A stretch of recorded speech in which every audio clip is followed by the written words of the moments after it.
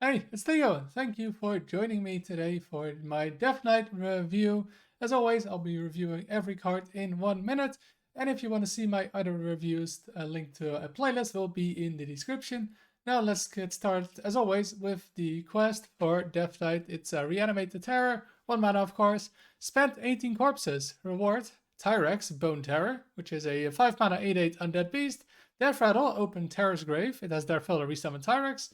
And the Terrace Grave is that location you can see there with an effect which is deal 4 damage. So that's a lot of text, but yeah, it basically goes infinite, right? You get 8/8 dice, you get location, that basically dies, you get the 8/8 again, and so on. But yeah, all it is in the end, I think, is an 8/8. And a location deals 4, but it takes 3 turns before you can really use the location, right? And on top of that, you have to spend 18 corpses, and that also feels like it takes a little bit of time to do. Like you need, and first of all, you need 18 minions to die, right? And then you need cards that spend 18 corpses. Also has the 2 blood, 1 holy rune combination, so you're a bit limited in cards. And then just the payoff. It just doesn't seem that amazing to me, like just way too much setup for not really enough payoff compared to the other quest rewards. So it feels like it's the worst quest so far, and I'll be giving this one 2 stars. Then a card that can help the quest is Paleomancy, a 3 mana, 1 holy rune shadow spell. Discovered Undead, spent 5 corpses to keep all 3. So discovering an undead, it's not very good. You maybe know it with Deadless Horseman. There's some bad undead you get, or yeah, it's very expensive. But this is 3 mana discover 1, and then spend 5 corpses to keep 3. And yeah, 3 mana gain 3 cards. It's not bad, right? We see it in other classes that sometimes have those kind of cards. But yeah, this card just doesn't seem that strong. Just yeah, undeads aren't that good, and then yeah, maybe getting 3 of them doesn't make it much better because the quality of the other 2 options, of course, is worse than the one you would have picked. And for 3 mana, basically do nothing. Yeah, it's really slow nowadays. The one upside is yeah, you spend corpses, so maybe for the quest, right? You want to actually have corpse spenders, and maybe hand buff. I don't know, probably not, but you could get more minions to be buffed with hand buff. So yeah, that's why I'll be giving it 2 stars. Maybe in those decks it will see play. And the next card we have is Reanimated Pterodax, a 5 mana 4/3 undead beast, rush, lifesteal, cost corpses instead of mana.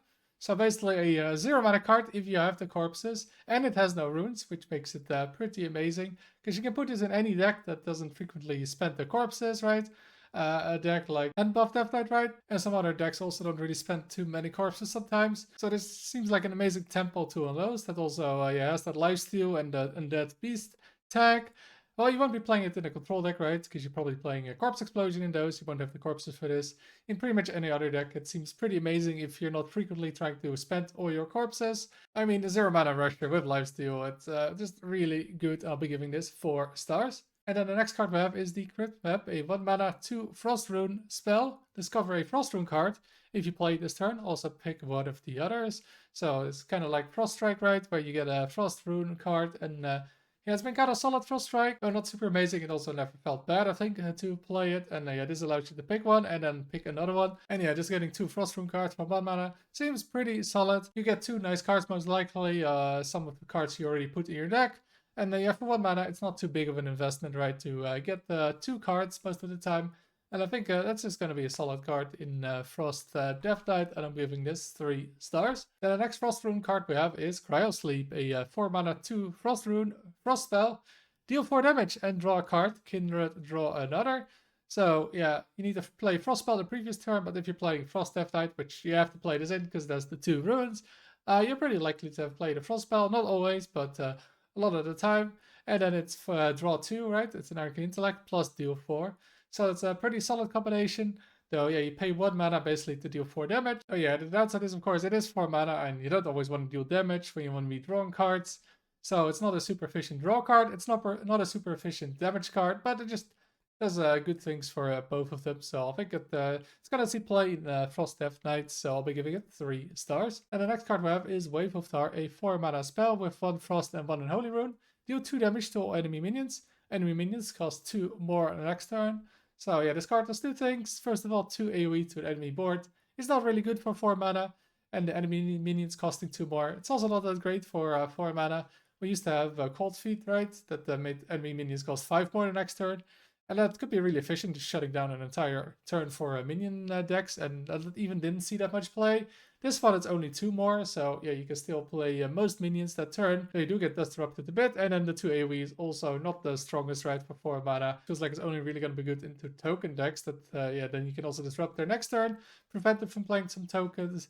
But yeah, overall, I feel like this card is just too expensive for what it does. Both things are decent, but yeah, not for 4 mana, I think. I think the main reason you'll be playing this card is just to disrupt the enemy turn. I think doing that is pretty expensive with this card, so I'll be giving it 2 stars. Then let's go to some Deathrattles, starting with the Reluctant Wrangler. A 3 mana 1/1 reborn Deathrattle, summon a 2/2 undead beast with taunt, and then get this reanimated also done.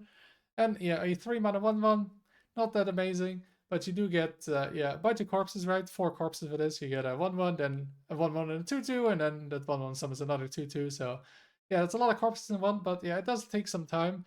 And yeah, it's not like Mining Casualties, where yeah, you instantly get basically 4 damage the next turn. This one is 1 damage the next turn, and for 3 mana, that's slower and worse immediate impact. You do get the taunts though, but that yeah, just the 2/2 taunt for 3 mana doesn't seem too amazing.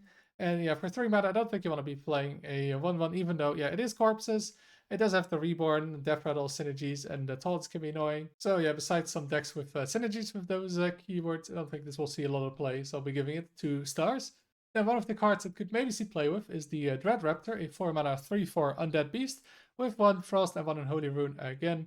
Battlecry, draw a Deathrattle minion that costs 3 or less. Kindred, it costs 0. So yeah, you need to play an undead and beast the previous turn.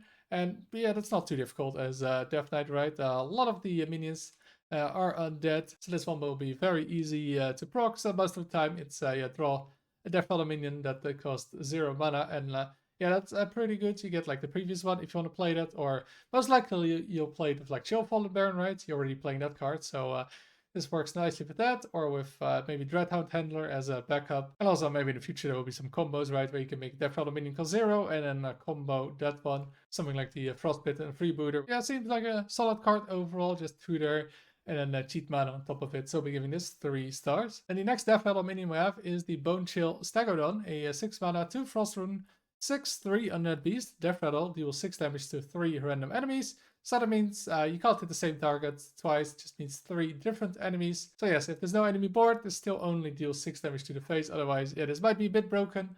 Dealing 80 damage to the face for 6 mana. So yeah, it doesn't work like that. And this card is very likely to deal 6 damage to the face. But the problem is also, yeah, it's only a 6/3 for 6 mana. And then it has no immediate impact. But yeah, it is Deathrattle, right? To the sub synergies with like the Brittlebone Buccaneer. So you can maybe get 2 of these and that... can push a lot of damage, but yeah, it is still 6 mana, which makes it kind of difficult to just be playing. And if you just want to push face damage, right, like Mirror Manipulator, it's just feels like it's just better at that. So while yeah, the 6 face damage is nice, feels like there's more efficient ways to push damage. So unless you get some Deathrattle synergies, I don't think you'll be playing this card too often. So I'll be giving this 2 stars. And then let's go to the final card, the Legendary. It is High Cultist Heron in 8 mana 8/6. Battlecry, summon 2 Deathrattle minions from your deck. They fight. So this is like the proving grounds for Demon Hunter, which yeah, didn't see a lot of play. However, this one says Deathrattle specifically. Oh yeah, you don't really want to be playing cards like Chill Fallen, right, which is kind of a staple in Death Knight, but you can hit specific high cost cards with it. And I think the main way you want to be playing this is like Waken of Souls, because yeah, it's a really good Deathrattle, and when it dies, then it summons one of the other Deathrattles that died that game, which is probably going to be the other minion you killed with it. And yeah, it might be like splitting Space Rock. And then I can see this card being a big board in one card, but yeah, you do need to build your deck around it. It's not like a Druid with Dungar where you can play it early. And again, you need to make your deck worse, so you're playing stuff like Wakener and Splitting Space Rock maybe, and yeah, those are not very good to play by themselves. Or maybe in the future with some other Deathrattles there's some great synergy with, but right now, yeah, it doesn't look amazing, so I'll be giving this card 2 stars. And those were all the Death Knight cards. What do you think of them? Do you think Deathrattle is going to work the quest? Please let me know in the comments down below. If you enjoyed the video, make sure to like and subscribe. It really helps me out. Thank you for watching, and until next time.